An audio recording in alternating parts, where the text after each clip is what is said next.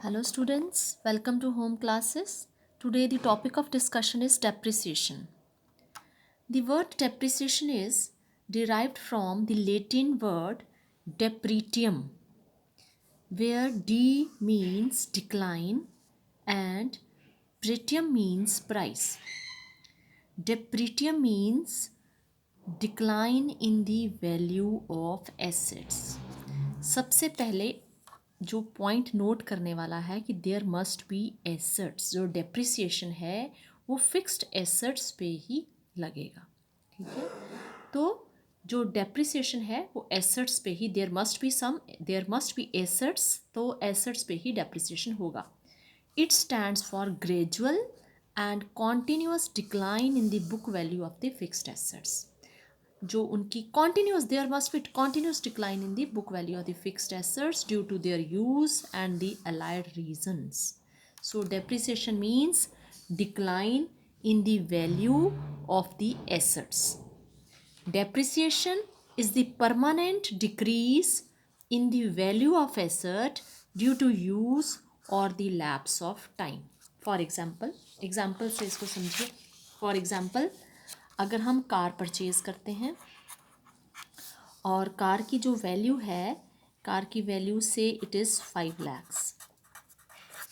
5 lakhs car की value है और इस पे हम ये शोरूम प्राइस है, इस पे हम इंश्योरेंस लगाएंगे या कोई टैक्सेस वगैरह लगाएंगे इसमें ऐड करके, तो वो से 20,000 ऐड करके, तो जो टोटल कॉस्ट है इसकी 5,20,000 is the total cost of the asset. तो सबसे पहले डेप्रिसिएशन के लिए एसेट होनी चाहिए। ठीक है, एसेट की कॉस्ट, पहली चीज़ क्या हो गई, एसेट की कॉस्ट। कॉस्ट मीन्स एसेट की कॉस्ट होनी चाहिए। Cost, original cost of the asset means the invoice price of the asset less any trade discount plus all the cost essential to bring the asset to the usable condition. उस asset को use में लाने तक जितना भी खर्चा उसके ऊपर आया, हो सकता है इंस्टॉलेशन कॉस्ट हो, उस पर इंश्योरेंस हो, जो भी खर्चा आएगा वो हम उसको ऐड करेंगे, तो जो टोटल कॉस्ट होगी एसेट की उस पर ही हम डेप्रिसिएशन, अब किस तरह, वही हम टोटल कॉस्ट ऑफ एसेट को हम लेंगे।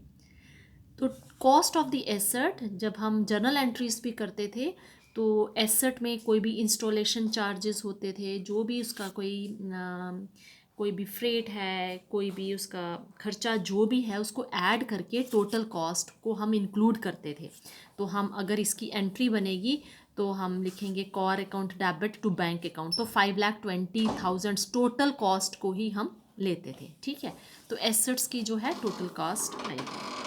नेक्स्ट जो है आपका, अब जब आपने एक कार परचेज़ की, 5 lakhs की कार थी और उस पर इंश्योरेंस टैक्सेस वगैरह जब सब लगा के तो 520 उसकी टोटल कॉस्ट हो गई। अब उस कास्ट को जब आप नेक्स्ट ईयर अगर बेचना चाहते हो, आफ्टर 1 ईयर अगर आपको सेल करना है, अगर after 1 year if that person want to sell that asset, तो उसको क्या 5,20,000 मिलेगा जितने की उसने खरीदी थी? उसको नहीं मिलेगा। से हो सकता है 1 साल के बाद उसको 3.5 लाख मिल जाए, 4 लाख मिल जाए। तो ये जो कम हो रही है उसकी वैल्यू, जो डिक्लाइन इन दी वैल्यू है, जो ग्रेजुअल एंड द कॉन्टीन्यूस माने हर साल वो डिक्लाइन होगी, हर साल वैल्यू उसकी कम हो रही है। तो ये जो डिक्लाइन है, जो कम हो रही है value, this is known as the depreciation. हो सकता है अगले साल अगर आप 2 साल के बाद उसको बेचोगे तो हो सकता है वो 2 लाख की ही बिकेगी वो कार। क्यों? बिकॉज इसकी कार को इस्तेमाल करने से उसकी वैल्यू कम होती जा रही है। तो जो वैल्यू कम हुई है that is the depreciation. So depreciation is the decline in the value of the asset. तो एक मैंने बताया कि एसेट होनी चाहिए, एसेट पे ही डेप्रिसिएशन होगा। दूसरा, उसकी कॉस्ट बड़ी इंपॉर्टेंट है डेप्रिसिएशन कैलकुलेट करने के लिए। एक है स्क्रैप वैल्यू और दी residual value.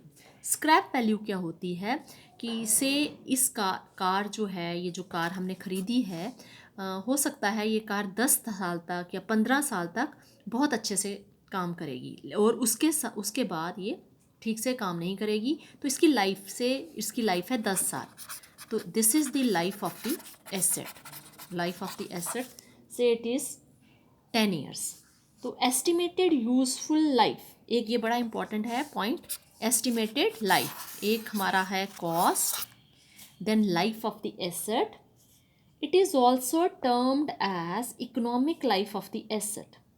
This may be calculated in terms of years, months, hours, units of output or other operating measures. Estimated useful life, कि कितनी उसकी लाइफ है एसेट की, जो आपने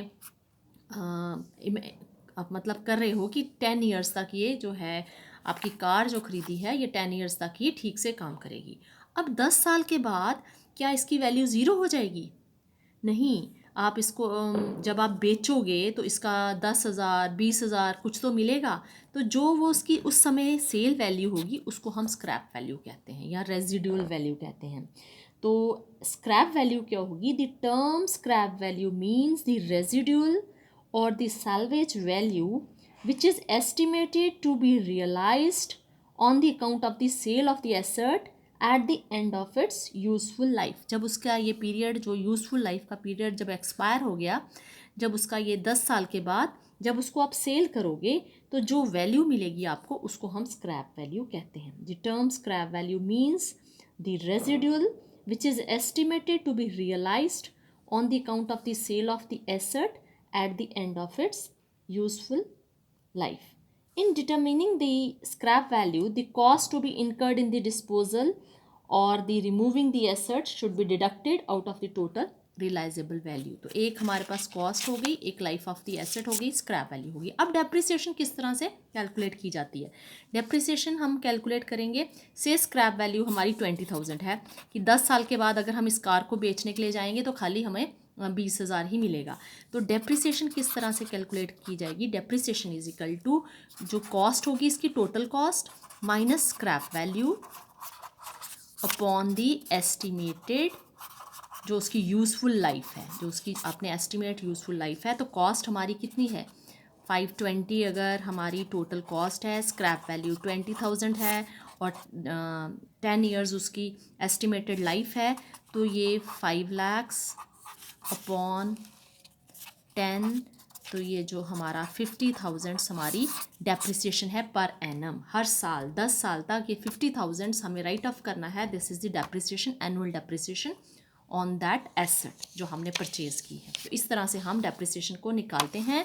तो depreciation is the permanent decrease in the value of the asset due to the use और the lapse of the time. Time के साथ इस्तेमाल करने से जो उसकी वैल्यू कम हो रही है, that is known as the depreciation. Now what are the causes for the depreciation? क्या कारण होते हैं डेप्रिसिएशन की? First is the wear and tear. Wear and tear हो गया कि आप जो इस्तेमाल करते हो एसेट को, जब हम इस्तेमाल करते हैं तो उसकी वैल्यू कम हो जाती है। फिजिकल कॉजेज हैं, these physical causes are the wear and tear and the destruction.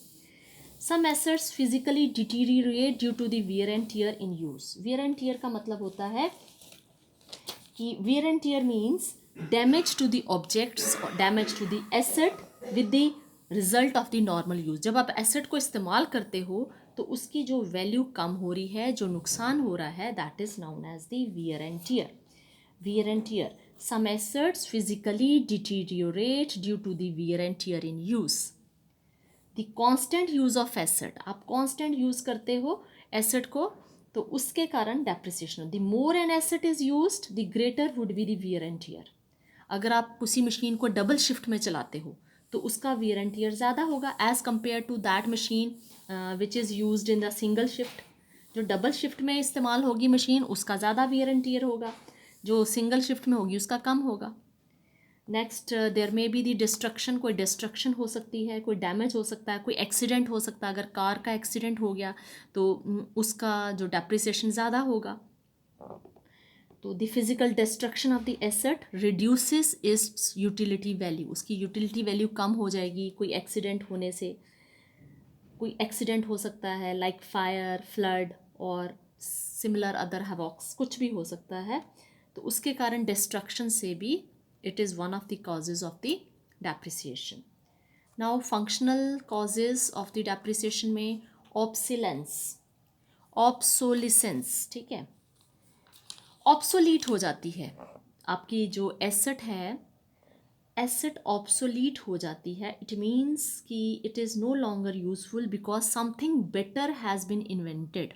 इसका जो एग्जांपल है, जैसे आपके मोबाइल फ़ोन्स हैं, जो टेक्नोलॉजी के साथ जो लेटेस्ट मोबाइल्स फ़ोन्स आने से, जो पिछले मोबाइल फ़ोन थे, जो सबसे पहले नोकिया 1100 या समथिंग जो भी आया था, तो वो that has been obsolete no, अब वो ऑब्सोलीट हो गया, अब वो इस्तेमाल में नहीं है। तो ये भी एक कारण है डेप्रिसिएशन का, और ये बहुत बड़ा कारण है। Some assets are discarded because before they are worn out because of the changed condition. जैसे कोई ओल्ड मशीन है जो अभी भी काम में है, अभी भी वो वर्केबल कंडीशन में है, अभी भी वो काम कर सकती है, बट उसको रिप्लेस किया जाता है नई मशीन से because the old machine is no longer economical, no longer efficient, क्योंकि नई टेक्नोलॉजी आ गई है। Such a loss on the account of the new inventions और the changed fashion is termed as a loss on the account of obsolescence, ठीक है। तो ये जो ऑब्सोलीट हो जाती है asset, this is also one of the causes of the depreciation. Obsolete means that asset is no longer useful because something better has been invented. कोई better चीज़ मार्केट में आ जाती है, कोई बेटर फ़ोन आ जाता है, तो जो पिछले वाला फ़ोन है उसकी कोई वैल्यू नहीं रह जाती। तो वो जो नुकसान है, दैट इज़ द डेप्रिसिएशन। और कारण क्या है कि that asset has become obsolete, ठीक है। Next is the inadequacy. Inadequacies means it refers to the termination of the use of an asset due to the increase in the volume of the business activities. अगर कोई asset, कोई machinery अभी भी इस्तेमाल उसको किया जा सकता है, वर्केबल कंडीशन में है, लेकिन फिर भी वो इस्तेमाल नहीं हो रही है, क्योंकि उसको इस्तेमाल करने से बिज़नेस को नुकसान हो रहा है। क्योंकि लेट अस सपोज़ कि कोई मशीन है, अगर कटिंग मशीन है, वो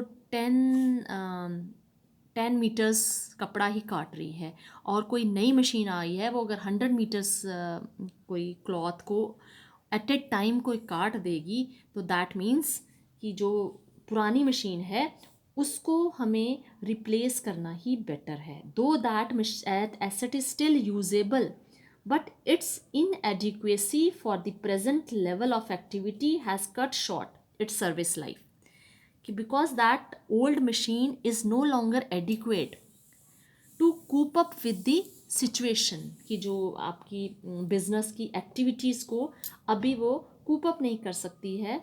तो it refers to the termination of the use of the asset due to the increase in the volume of the business activities. अगर वॉल्यूम, बिजनेस एक्टिविटीज़ का volume बढ़ गया है और पुरानी मशीन उतनी एफिशिएंसी से काम नहीं कर पा रही है, तो उस मशीन को भी, बेशक वो वर्केबल कंडीशन में है, रिप्लेस कर दिया जाता है नई मशीन से, क्योंकि उसकी जो वॉल्यूम को वो कवर अप नहीं कर पा रही है। तो ये भी एक वन ऑफ द रीज़न है, वन ऑफ द कॉजेज़ है डेप्रिसिएशन का। Next is a function of the time within there are some assets, जैसे पेटेंट्स होते हैं, लीज होते हैं, तो वो कुछ टाइम पीरियड के लिए लिए जाते हैं, which lose their value simply with the passage of the time. वो वैल्यूलेस हो जाते हैं। अगर 10 साल की लीज़ है, कोई भी लैंड है 10 साल की लीज़ पे है अगर, तो 10 साल के बाद उसका टाइम एक्सपायर हो जाएगा, तो their cost is return off over their working life. उनकी वर्किंग लाइफ 10 साल की ही है। सच एसेट्स बिकम वैल्यूलेस, वो 10 साल के बाद वैल्यूलेस हो जाएगी after the expiry of that period of their life. तो this is the effluxion of the time. It is also one of the causes of the depreciation. Next is the depletion. Depletion क्या होता है?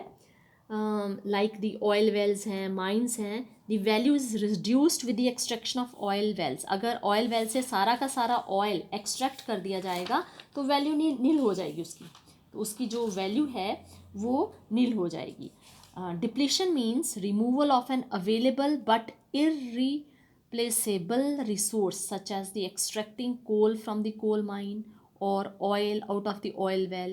Both depreciation and depletion are shown in the profit and loss account as the revenue expense. Revenue expense की तरह हम इसको लेते हैं, तो depletion is also one of the causes. अगर आप ऑयल वेल्स है, जैसे in case of the oil well mines, तो value is reduced with the passage of the time, with the extraction of the oils and the minerals. जब आप सारा का सारा उसमें एक्सट्रैक्ट कर लेते हो, ऑयल है या मिनरल्स हैं, तो उनकी वैल्यू डिक्रीज हो जाती है या रिड्यूस हो जाती है. तो this is the depletion. Next is the exhaustion. Exhaustion हो गया कि एसेट्स लाइक प्लांट्स, जैसे प्लांट्स हैं, एनिमल्स हैं, उनकी एक एज होती है. They lose their value gradually with the passage of time. एक एज है उनकी, they have their own age and they exhaust in their value is exhausted after the expiry of certain period or their age.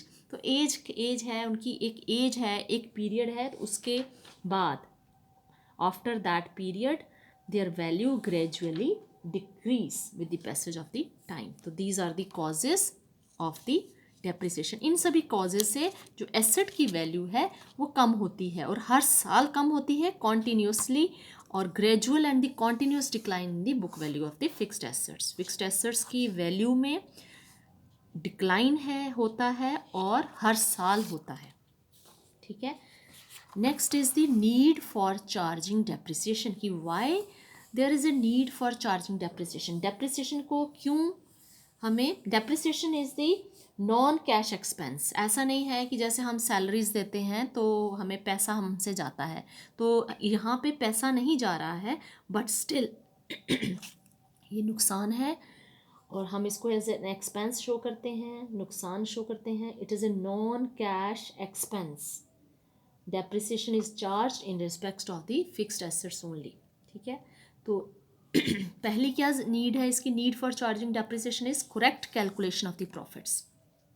Correct calculation of profit. सबसे पहले जो profits की correct calculation के लिए depreciation को charge करना बहुत important है. अदरवाइज प्रॉफिट्स जो होंगे वो ज़्यादा, अगर हम डेप्रिसिएशन को चार्ज नहीं करते हैं, अगर डेप्रिसिएशन माइनस नहीं की जाती है एसेट्स में से, तो हमारे जो प्रॉफिट्स हैं वो ज़्यादा शो होंगे, हमारे प्रॉफिट्स ज़्यादा शो होंगे, और वो प्रॉफिट्स हमारे करेक्ट नहीं होंगे क्योंकि डेप्रिसिएशन हमने नहीं लिया है. तो one of the objective of accounting is to determine the true profits, और ये तभी हो सकता है when depreciation is charged as expense to the profit and loss account. अगर हम depreciation charge नहीं करते हैं तो profit would be overstated in the books, profit ज़्यादा हो जाएगा, profit सही नहीं होगा. तो so in order to calculate the correct profit we have to charge the depreciation. ठीक है. charged as expense to the profit and loss account. हम इसको एज ए एक्सपेंस हम शो करते हैं प्रॉफिट एंड लॉस में, और बैलेंस शीट में एसेट्स में से डिडक्ट कर देते हैं. Next is the true and fair view in the balance sheet में. बैलेंस शीट में भी सही पिक्चर डिपिक्ट करने के लिए, बैलेंस शीट में भी सही पिक्चर डिपिक्ट करने के लिए हमें डेप्रिसिएशन को रिकॉर्ड करना है. If depreciation is not provided in the books of accounts, fixed assets will be shown in the balance sheet at the higher value.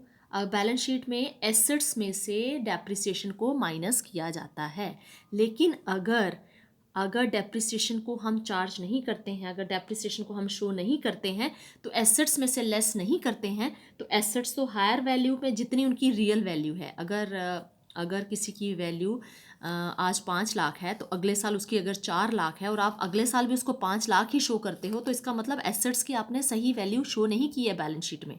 तो एसेट्स की सही वैल्यू शो करने के लिए true and fair view in the balance sheet, अगर हमें if the fixed assets will be shown in the balance sheet at the higher value, it means अगर ये सही नहीं है, इट मीन्स इसका जो पिक्चर है वो सही नहीं है. If the depreciation is not provided in the books of accounts, the fixed assets will be shown at the higher value. So overvaluation of the fixed assets will not represent the true and the fair view. इससे सही picture depict नहीं होगी. तो इसके लिए हमें assets में से डेप्रिसिएशन को माइनस किया जाता है ताकि उसकी सही पिक्चर पता चल सके. Next is the accurate ascertainment of the cost. Cost को सही एसर्टेन करने के लिए, सही हमें फाइंड आउट करने के लिए, जैसे for the manufacture of the goods, Plant machinery are required, tools, equipments, all these are required for the manufacture of the goods. Depreciation on these assets is a factory head, और जो हमें include करना है to find out the cost of production accurately. हम जब कोई चीज़ बनाते हैं तो उसमें हम सभी कॉस्ट को इंक्लूड करते हैं, चाहे वो मशीनरी की कॉस्ट होती है, सभी कॉस्ट को हम इंक्लूड करते हैं in order to find out the cost of production accurately. तो अगर डेप्रिसिएशन हम नहीं प्रोवाइड करते, if depreciation is excluded from the cost of production, तो वो सही पिक्चर डिपिक्ट नहीं होगी, सही कॉस्ट ऑफ प्रोडक्शन हमें नहीं पता चलेगी. तो हमें सही कॉस्ट ऑफ प्रोडक्शन को, सही कॉस्ट को हमें पता करना, to find out the exact cost, to find out the actual cost of production, we have to this charge the depreciation. तो हमें डेप्रिसिएशन को लेना पड़ेगा. Next is the distribution of the dividend of the profits. Dividends दिए जाते हैं profit से, और अगर हम डेप्रिसिएशन को नहीं लेंगे तो प्रॉफिट ज़्यादा हो जाएंगे. प्रॉफिट ज़्यादा होंगे तो हमें ज़्यादा डिविडेंड्स देना पड़ेगा. तो इसीलिए हमें डेप्रिसिएशन को चार्ज करना पड़ता है. When depreciation is charge to profit and loss account, profit is reduced and the balance of profit left, जो प्रॉफिट बच जाएगा डेप्रिसिएशन को चार्ज के बाद, तो वो हम डिस्ट्रीब्यूट करेंगे as a dividend to the share holders. Next is the replacement of the asset. जो भी एसेट्स हम यूज़ करते हैं बिजनेस में जो भी हम एसेट इस्तेमाल करते हैं, वो उसका कुछ पीरियड होता है, कुछ उसका लाइफ स्पैन होता है. जैसे से 10 साल के बाद वो एसेट उतने एफिशिएंटली काम नहीं करती या काम के काबिल नहीं रहती, तो उसको रिप्लेस करना पड़ता है. तो उसको रिप्लेस करने के लिए उस टाइम बिजनेस से एक साथ इतने फंड्स निकालना फिजिबल नहीं रहता. तो इसीलिए हम डेप्रिसिएशन को चार्ज करते हैं. Assets used in the business need replacement, हमें उसको चेंज करना पड़ता है after the expiry of some period, after the expiry of their useful life. तो fresh funds are required to replace the old assets. Application of the proper method of depreciation will make it convenient to make the arrangement for the replacement of the asset after the expiry of the useful life of that asset. तो अगर हम depreciation को charge करते हैं हर साल, तो हमारे पास funds available होंगे ताकि हम 10 ईयर्स या जितनी भी उसकी लाइफ है एसेट की, तो हम एसेट को रिप्लेस कर पाएंगे. If we apply the proper method of depreciation, then it will be convenient for the company to replace the asset after the expiry of that useful life of that asset. Next is the saving in the income tax. कि when depreciation is debited to profit and loss account, profits कम हो जाएंगे. depreciation अगर आप charge करते हो as an expense in the profit and loss account, तो profits कम हो जाएंगे, तो इनकम टैक्स भी कम देना पड़ेगा. Next is there are some factors which affect the depreciation. There are some factors which affect the depreciation. सबसे पहले है cost of the assets. The original cost of the assets, जैसा मैंने बताया, paid on the acquisition of asset is increased with the amount spent on the installation, freight, loading, unloading, transit, insurance, और उन सबको हम ऐड करके ही हमारी total cost of the asset बनती है. ये मतलब जो कॉस्ट ऑफ द एसेट में है हम इंक्लूड करते हैं वो installation charges, freight, loading unloading chargings, transit insurance, octroi, import duty, जो भी चार्जेस उस एसेट को यूज़ करने से पहले जो वर्केबल कंडीशन में लाने के लिए जितने भी खर्चे होंगे वो हम उस कॉस्ट ऑफ एसेट में ऐड करेंगे. ठीक है, तो cost of asset, original cost of asset. Next is the estimated working life. Technical expertise is required to estimate the working life of the asset. Conditions under which the asset is maintained and preserved affect the life of the asset. The estimated working life of the asset may be measured in terms of years. तो ये बड़ा important है. Estimated working life asset की determine करना, ताकि हम depreciation को calculate कर सकें. तो technical expertise is needed to find out, to estimate the working life of the asset. Next is the scrap value, residual value, salvage value.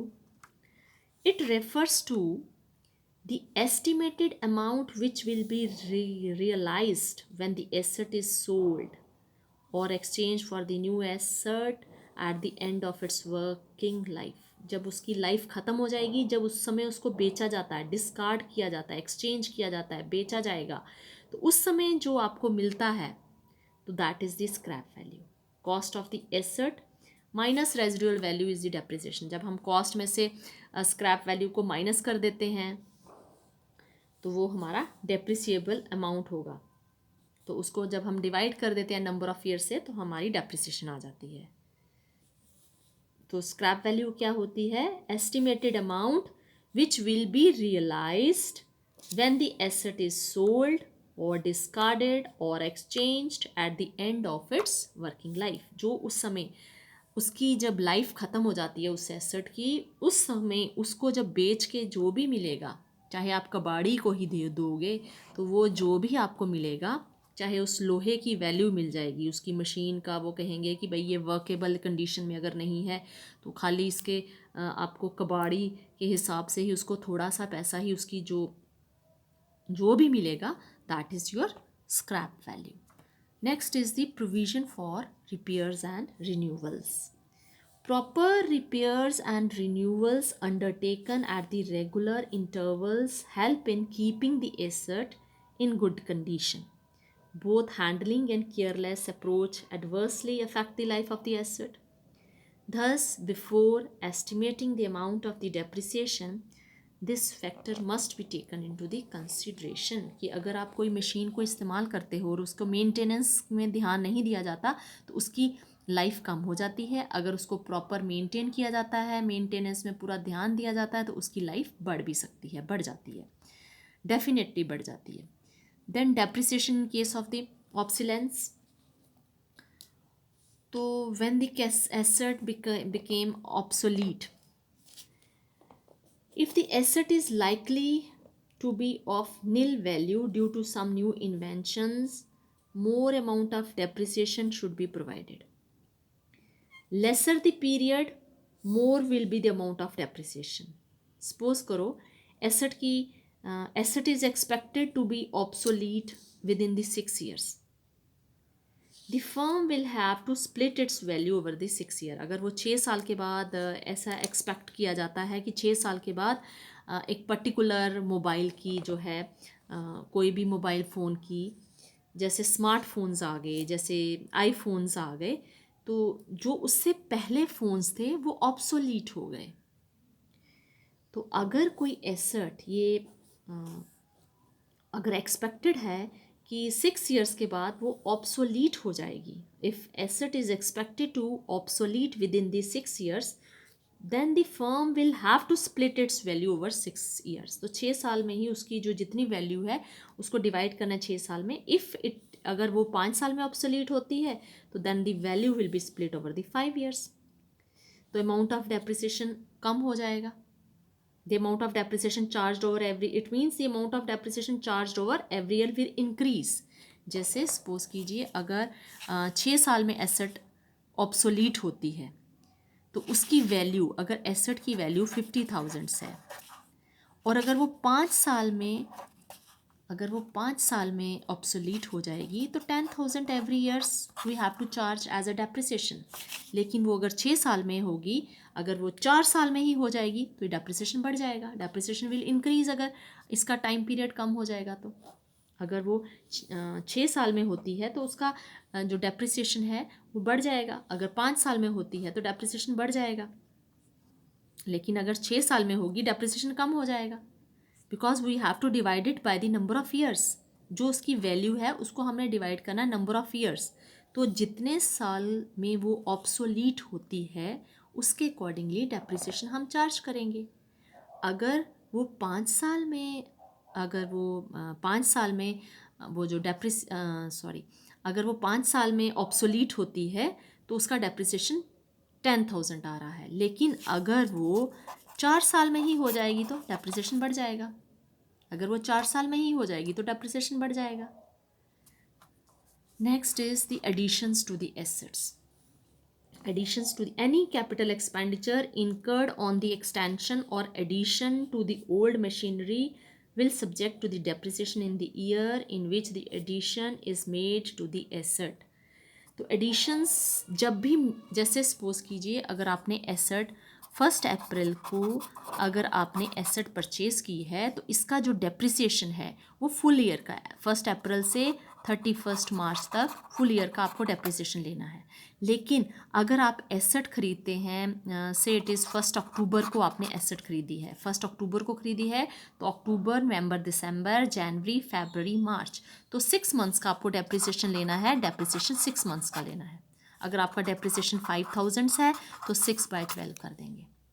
तो ये डेप्रिसिएशन जो आपने लेना है, जब आप एडिशंस करते हैं, जब आप एडिशंस करते हो तो डेप्रिसिएशन उसके अकॉर्डिंगली लिया जाता है, और the addition to will be subject to the depreciation in the year in which the addition is made to the asset. जब भी एडिशन किया जाएगा, जिस ईयर जित एडिशन किया जाएगा तो वैसा ही डेप्रिसिएशन लिया जाएगा।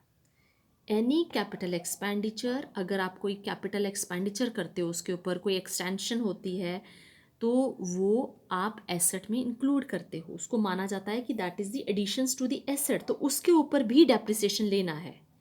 जब वो एडिशंस हुई हैं तो उसके ऊपर भी डेप्रिसिएशन लेना है। पहले अगर आपने मशीन 1 अप्रैल को ख़रीदी है और आपने नेक्स्ट और ख़रीदी है, उसमें एडिशन की है 1 अक्टूबर को अगर, तो आपको ये डेप्रिसिएशन भी लेना है। और जब एडिशन की हैं 1 अक्टूबर को एडिशन की है तो ये वाला आपको डेप्रिसिएशन भी लेना है, 6 मंथ्स का और लेना है, दिस प्लस दिस।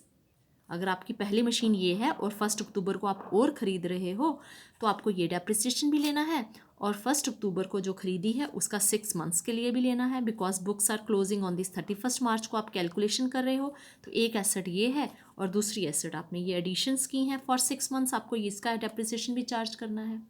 ठीक है। Now last is the legal provisions. तो if there are some legal provisions for providing depreciation on the asset, तो उसको भी कंसीडर करना है, जैसे provisions of the Companies Act 1956, income tax 1961। So this is all. बाकी हम नेक्स्ट वीडियो में कंटिन्यू करेंगे, वीडियो लेंथी हो गया है तो नेक्स्ट वीडियो में कंटिन्यू करेंगे। I hope you have understood this concept. तो नेक्स्ट हम स्ट्रेट लाइन मेथड करेंगे। तो इसमें आपने नीड देखा, फैक्टर्स देखा, डेप्रिसिएशन के meaning. So with this I conclude. I hope you have understood the concept. Thank you so much.